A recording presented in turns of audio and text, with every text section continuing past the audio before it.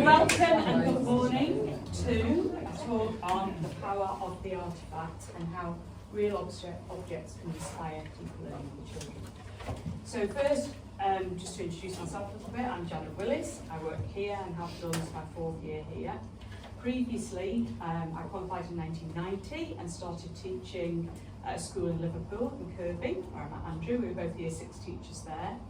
So for 4 years we worked in Liverpool, and I was a year 6 teacher along with Andrew. And then we went over to Jersey, and I worked at 5 different schools in Jersey as a class teacher, usually year 2 or year 6. I kind of went between year 2s and year 6 for a couple of years each time. Also year 3, 4, 5, but I've never taught until I started teaching art here, year 1 or below, which has been a gift, an absolute gift to be able to teach the earlier years. And I wish I'd had, as a classroom teacher, being able to do that. Whilst I was in Jersey, I was able to, I either coordinated art in the school or I coordinated English, whether it was the reading or the writing, and I did quite a few insets for Key Stage 2 and Key Stage 3 teachers about using picture books with children and older children, and about visual literacy, about the importance of whether you're handling an artefact, whether you're looking at a picture in a book, whether as my current role as an art teacher, we're looking at artwork, getting the children to look deeper at the thing in their hand or the thing on their page, because the higher order skills of things like inference come from visual literacy. Any child in the early years will be able to tell you a lot more about what's going on in the story than they can read, and hence the writing. So visual literacy is a real thing. It was coined in 1967, and it's about reading into the real pictures, things in your hand, and developing those skills. So what do I promise you today? Hopefully that I can meet. That I'm going to give you a practical hands-on session that will teach you how to use real artefacts to unlock deeper learning that really matters to pupils. To prove the next point, that almost any object can be presented creatively and spark curiosity and intrigue, I've been to the lost property room yesterday, downstairs, which is an absolute, usually a wealth of objects. There are maybe 100 water bottles at any one time there. At playtime you will see children screaming there, hiding their things before they run off to the dining room so they know they can come back to that room, helping themselves to various things that they really like. They are curious about what is in that room. So I'll show you in a second. I've just selected 3 objects from the lost property room because any object can be used to provoke and inspire. I want to give you some, if you're a teacher in the room, some go-to activities. So there'll be 3 activities today that can either be oral activities or they can be written activities. So I want to give you practical things that you can do straight away. It's a hands-on session. You start in groups of 3. You've already got a little notebook. You've got a 1 word that was in your place, and afterwards you'll be given an object which you will be working on. So I want it to be a hands-on session, so you are actually, at it. If you're a parent in the room, can I just say that you don't have to be teaching your children how to write after this, but just look at objects with more curiosity. The ordinary can be extraordinary. So that's my plea to you. Right, so into the lost property room we go. The first object, a water. Pretty standard, pretty normal, not sparking any curiosity. Next object, very interesting this one, a jumper, but shrunken. This has been through a couple of boil washes and the label has been cut out mysteriously. So whether somebody wanted to disown this, I do not know, but just an ordinary object out of the lost property room. And thirdly, out of season, this one. So it might have been in there a long time. Oh, that's right. A bottle. You're going to do the walk of shame at the end and wear it out of this room. It's even fur-lined, so this is proper. So, how can those things inspire us? Here is one of the most famous short stories ever written. Alan's nodding, he knows this. It's attributed to Ernest Hemingway. For sale. Baby shoes. Never wore. Just let that land for a minute for you. That, there is no visual here. There is no object you're holding. But already, maybe you've got a little bit, you know, it drops in place. 6 words with the right punctuation for our older pupils at Key Stage 3. That is quite sophisticated, actually, to try and put that into their heads and the inference behind that. So, what did I come up with in the mode of Ernest Hemingway? Get ready, you're going to join in. Found, not for sale, found, tropical water bottle, paradise promised.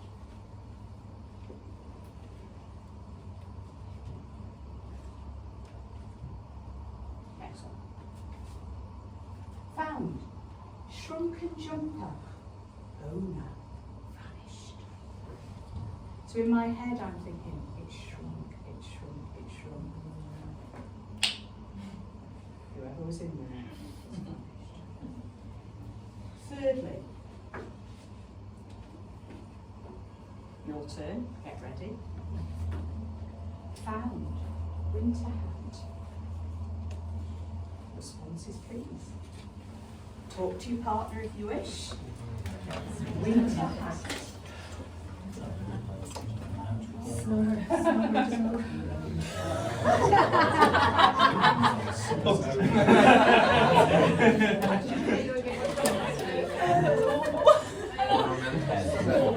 Two words is all I'm asking.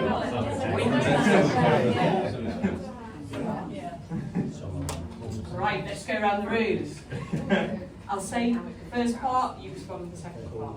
My turn, your turn. Okay, found, winter hat. Summer came. Beautiful. Oh, everyone's nodding. Found, winter hat. Owner melted. Say again? Owner melted. Owner melted. They would be if they were wearing that today. Found, winter hat. Painfully lonely. Oh. Found, winter hat. I just went with Kate Meals. Very good. Found, winter hat. Only 10 R&B. You're going to have a business out of that room, are you? Found, winter hat. Summer's over. Good. Found, winter hat. We had Summer's Lost. Summer's lost. Yeah. Found, winter hat. Nowhere to go. Found, winter hat. Cold impending. So again? Cold impending. Ooh. I didn't come up with the 2 words myself, but I was thinking about the person that wore this, all their thoughts and their memories that's in their head. This was on their head. Or some of those absorbed into it in some way. So I couldn't come up with 2 words for it. I didn't, get through that word. So, what's practical about this? For me, straight away in my head I'm thinking, house competition for upper prep. It's an art competition and a writing competition. We want to get rid of some of these things that are in that lost and found room. Let's be practical. Let's make some posters with 6 words on. Artistically, in some way, I'm looking at Dan at the front here, artistically in some way, these are interpreted on the poster, however we wish to. But in the upper prep writing lessons, can we get kids to come up with 6 words in this style that describes this? Okay, or this. I think we could have a nice campaign. Ladies, can you just be at the door there, because it was not a lot of room actually. Can we come up with a campaign to empty the lost and found? I think it would be quite intriguing to do that, the posters that come out of it, and maybe be put together in some kind of application, I don't know, but I think that is an idea that could happen. So that's the first thing. Now it's your turn, okay? I want to now think about the younger children, and if we were doing the lost and found objects with them. 6 words like that is just too complex and too difficult for the younger children. So what's important about working with objects with younger children in this kind of lost and found scenario? First of all, a photograph is not good enough. It's not okay on your whiteboard to just put a photograph up and expect them to buy into it. This object is not shown to scale. This in fact is the smallest object, and this is smaller than that. This makes a sound. No child will know that if it's a photograph on the board. The sound might be important to what they say. This might be worn away. It might feel rusty. What's the weight of it? What moves on it? So it's not good enough to just provide a photograph. So that's my first thing I want to say to you. What I'm going to do now is I'm going to give out, I've got 9 objects and there's 9 groups of you. So, second point, the unpacking of an object or the finding of an object really starts off your lesson very well. So it's not always about getting it out of a box or getting it out of a bag or a treasure chest. Go out of the classroom, plant something, engineer that they find it. They actually find it genuinely, but you planted it well enough that they are the child. So unpacking and presenting is an important thing. The bag in itself is intriguing to me. I am an absolute hoarder of items. I go to every charity shop, every car boot sale I can go. Back in Jersey, our loft is filled with things. My first classroom in Liverpool, we were doing topic on the Second World War. I got my mum in. We've bought some wallpaper that looked like she remembered as a child. We wallpapered part of the classroom. I got a metal fireplace from a car boot sale. The caretaker screwed it to the wall. Bakelite radio, settee. You set it up. You don't have to go that far, but you set it up. So when Winston Chamberlain made his announcement, it was behind the Bakelite radio. They could buy into this experience. The tape recorder, we're talking 30 odd years ago, before computers, the tape recorder was behind the radio. So unpacking things, letting them find it is important. Right, so for you boys, when you get your object, use your notebooks. You'll have 5 minutes or all the W's. We're now thinking year 2, year 3, year 1, or all the W's. For those of you that teach secondary, that's the 5 bare bums on the rugby post. How is the rugby post? First bare bum. Year 1 teachers, year 2 teachers? Second bare bum. What? Third bare bum. Next one to get the idea. So with small children, you draw the bare bums on the rugby post and they remember that, don't you worry. So I want you to think of all those W's. We're not trying to get 6 words, we're trying to describe this object for you boys. Hey! By the way, objects don't have to be old. They don't have to be old. For you ladies. Handle it, weigh it. Yeah, how is it?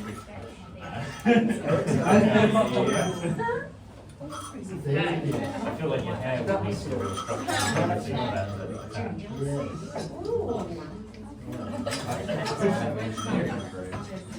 Can you touch that one to the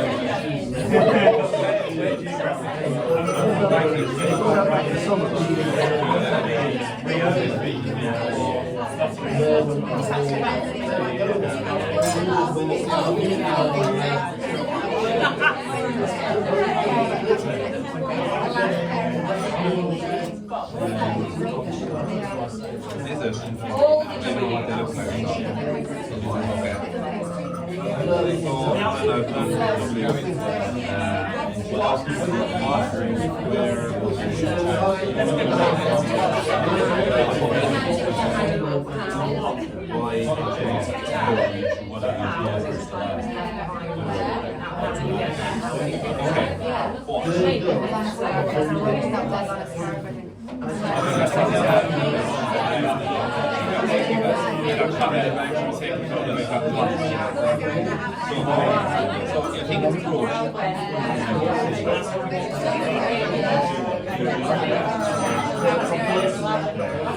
can I just say, you don't have to think like children. I mean, be salacious as you like. I don't mind the story you're attached to this. We're not in a classroom now, okay? So, the adults don't really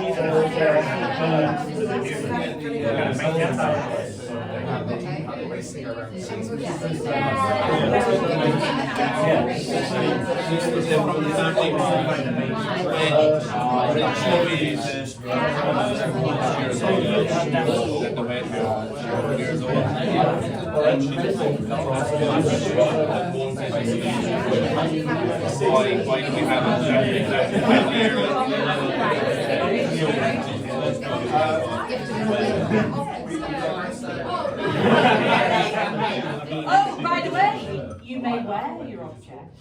I want you to get close to the owner. If it fits, wear it, try it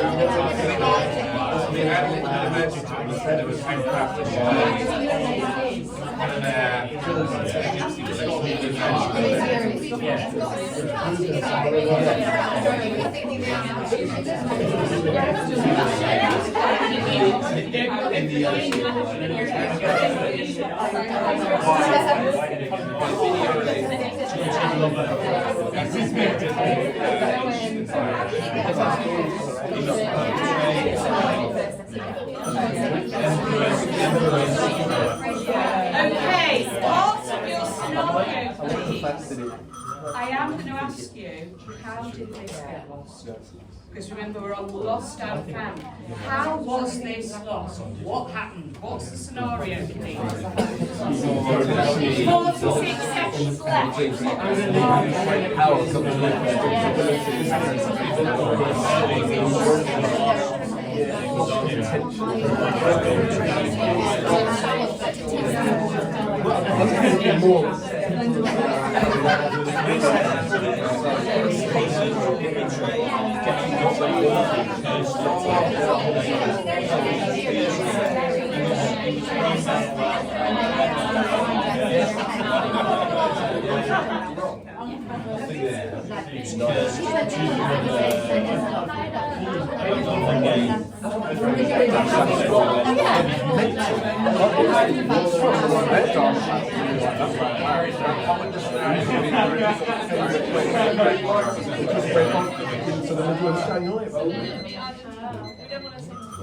Nothing technical in this room.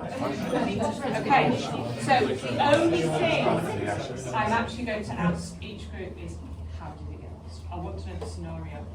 That's all we're going to share.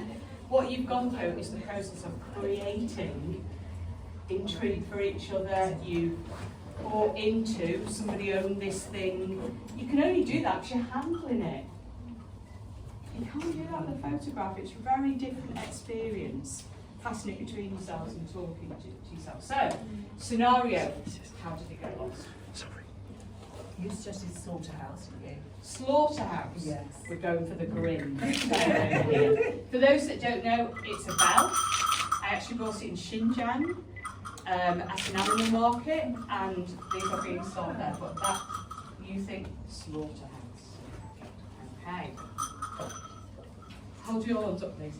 How did it get lost? We think it was left behind but on purpose By? by the owner, because we think the owner of the person whose foot this was responsible for their downfall.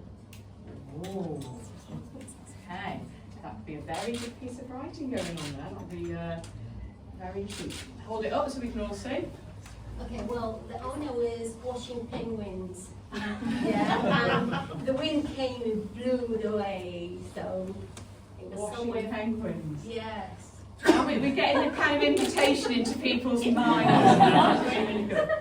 You hold your object up. Yeah, so I think the owner went digital. They tossed it off into the old yellow skip, and there it's rusted away. Okay, there it's rusted away. That would be a nice end to your story. There it rusted away. How did it get lost? We believe that this was discarded rather than lost. It's a crime scene exhibit after 40 years of storage, so we Okay. cleared it out. Okay. Can you hold yours or wear it if you want? Well, it didn't fit on any of our big human heads. So we ruled out like a really good night out. Waking up in it, like, whoop. Maybe like a really fabulous dog show? So it got lost at the dog show? Something like that. Okay, nice. Can you hold yours up? We've got a lamp, and we decided maybe it was also intentionally lost after somebody had a bad experience with it and they wanted to get rid of it. And then Jen decided it was uncovered after the Beijing sandstorm. So we're going to the historical deeper. And yours is tiny. It's a little brooch Yes. of an insect, quite sparkly. We thought that it might have belonged to an Irish witch. And it was collected by our great grandmother when the witch was burnt at the stake. It was found in the ashes. Okay. A bit of family history. And finally, you hold your object up. Ours was found at the bottom of a well where an ancient calligrapher had been trapped, and it is just cursed. And can I introduce you to now as the owner of that? The owner of that is Shen. She was given it by an old man who made her promise never to paint for the rich and only to paint for the poor. There's your hook into a book straight away. They found that outside while they're playing. You know they're going to find it. They're now in possession of the magic paintbrush. I imagine where you're going with that one. Okay?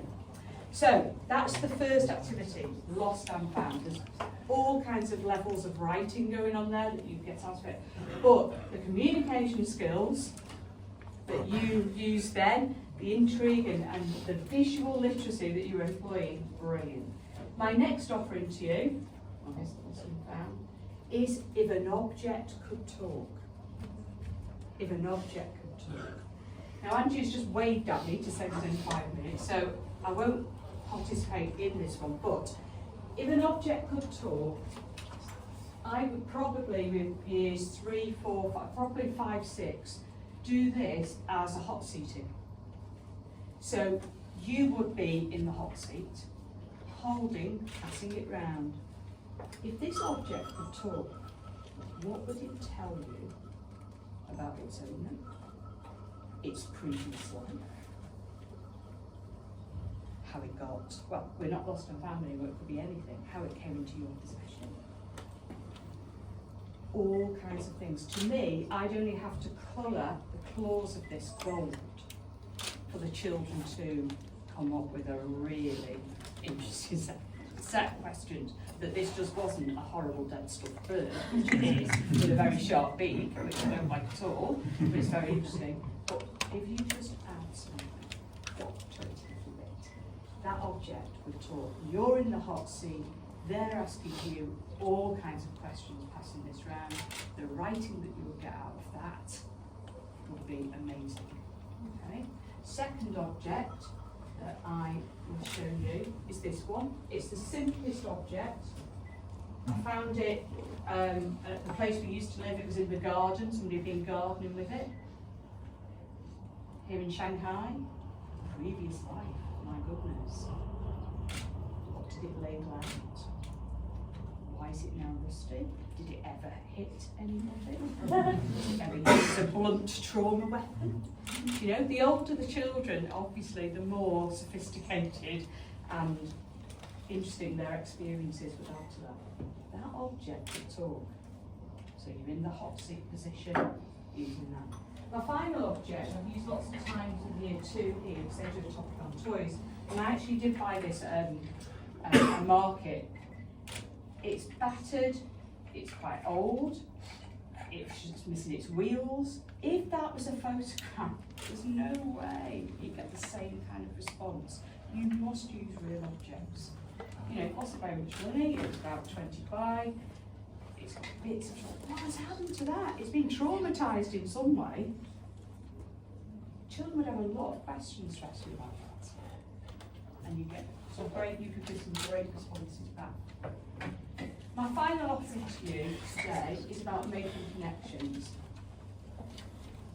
So I am an avid goer of car boot sales, etc. And things I particularly look out for are anything that's written. I love postcards, I love Christmas cards, I love letters.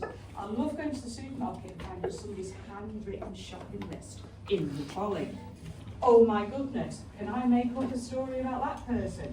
From what it's written on, the style of the handwriting, I can think how old these people are that have written it, to the mixture of items they're buying. A shopping list is just a gift.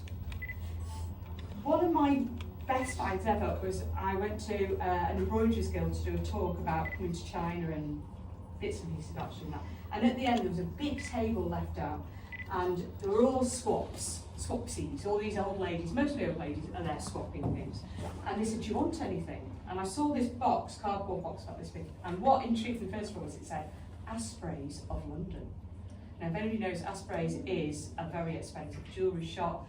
The Queen, you know, it's by appointment kind of thing. So, of course, I'm over to that box, lifted the lid. The musty smell that came out of that box and the little bits of fabric. Yes, lid on, I'll take this please, thank you very much. Opened it when I got home, choosing my favourite fabric, sorting it out. I'm doing, back in Jersey, a topic on the occupation because Jersey was occupied during the Second World War. So forever I've been teaching this topic and I'm thinking, make to amend, we can use all these scraps of fabric. In the bottom of that box was, and it's very like making connections with what they're studying in class, was so a little metal hexagon, and somebody had been making patchwork hexagons to sew together, and there were lots of ones already cut out. But when they'd run out of the metal ones, they'd used old envelopes and things. What I found in the bottom was a hexagon written in sepia, handwritten, and it had been cut from a letter. The words that I found on that were boat, sank, men, and then it ran out. So to me, I'm thinking, somebody has received some bad news. It's amongst this fabric that has clearly been, and I know the age of fabrics, that's my business, I want to know that. This has clearly been in there since then. So I take it to my year 6 class the next day, pretending I've not opened the box. Because as soon as they lift that lid, that smell takes them somewhere else. Real objects, not photograph. I let them find it. We put the piece of paper in the middle of the board and they write the story. They write the missing words either side. Now that could have been a shopping list, it could have been anything. Here's a letter that I gave Year 5. Year 5 are doing a topic currently on moving people, migration. I found this letter at a car boot sale in Jersey a couple of years ago, and I just loved the language.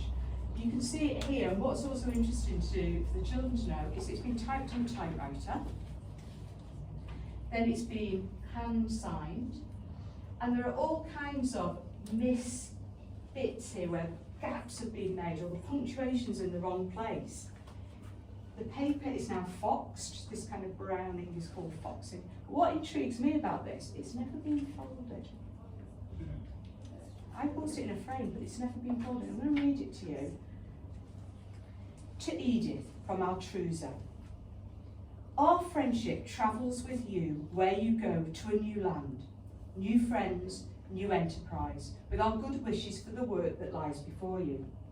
As you break the ground and sow the seeds of goodwill, we would have you know that you are constantly in our mind's eyes, and that we watch you see, and that we will watch to see the young plant rise, and will rejoice with you to see it grow. And you must know how we will miss you here. Know it. Although we do not say a word, what could we say? The tale's too long to tell. We only say our love is always near, following you as you go, like a bluebird of happiness, and that we wish you well. Agnes C. Tucker, August the 18th, 1935.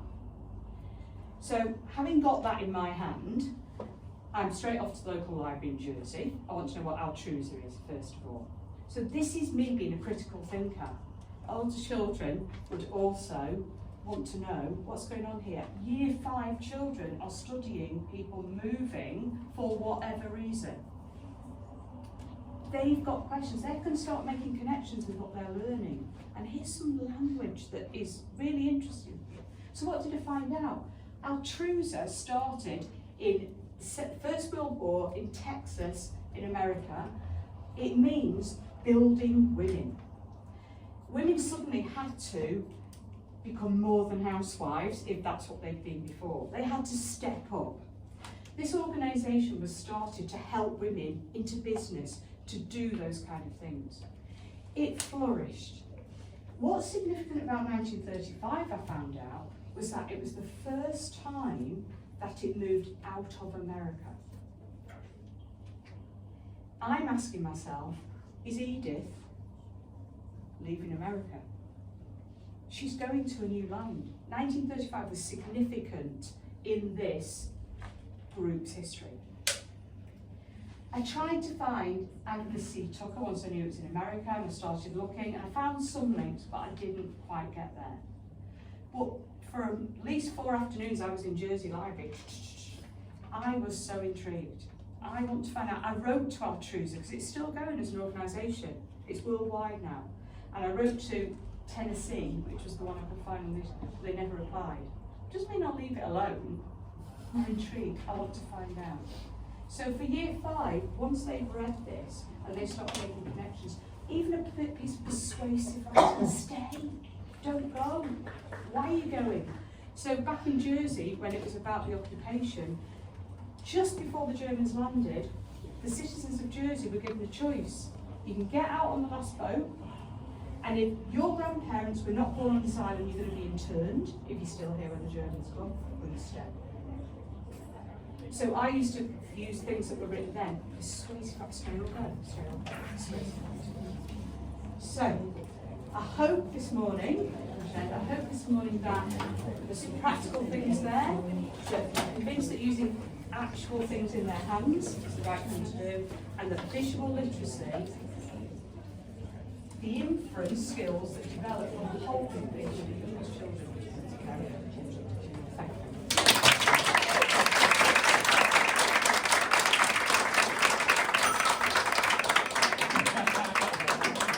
In good teacher fashion, as you leave, the notepad is yours, it's a gift. Oh, I forgot these. While you were writing your description, I was going to add in some vocabulary that you could have used about your object. I forgot that. Pop in the pencil basket on the way out. Give me the 9 photographs as you go. Thank you very much.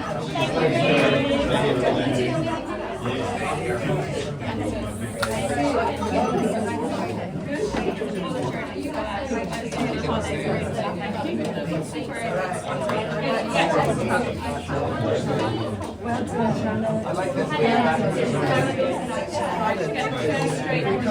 move out as quickly as possible, folks, as we need to get ready for the next speaker.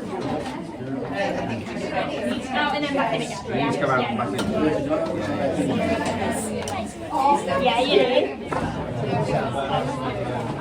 Joel, can we come back in?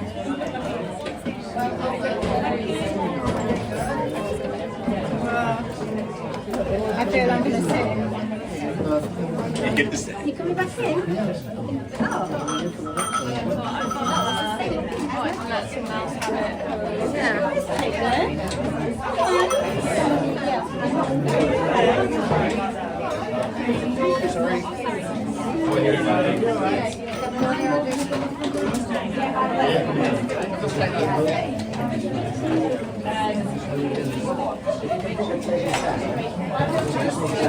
I'm doing another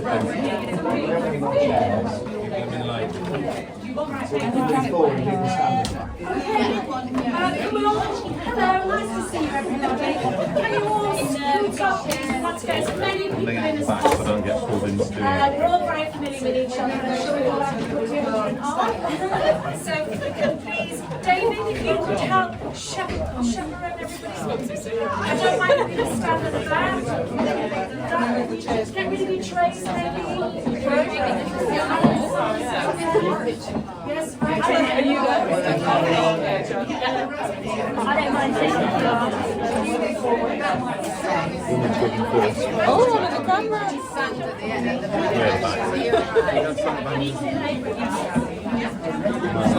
Yeah, me too. I'm just trying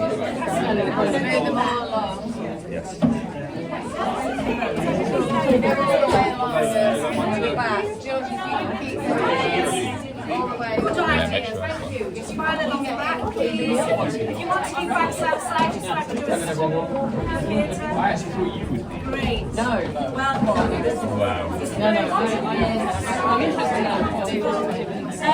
Paul, if you could adjust the aircon, it's a little bit hot. Thank you. Teamwork. Great. Welcome, welcome. Lucy, is there anybody else out there who'd like to join in? We do have a bit of space. It goes straight up to 22. As many as possible, you know. Yeah, lovely, thank you.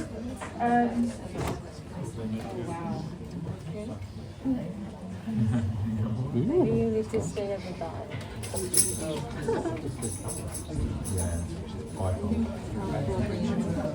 No, I'll jump up and out. Can hide from the camera.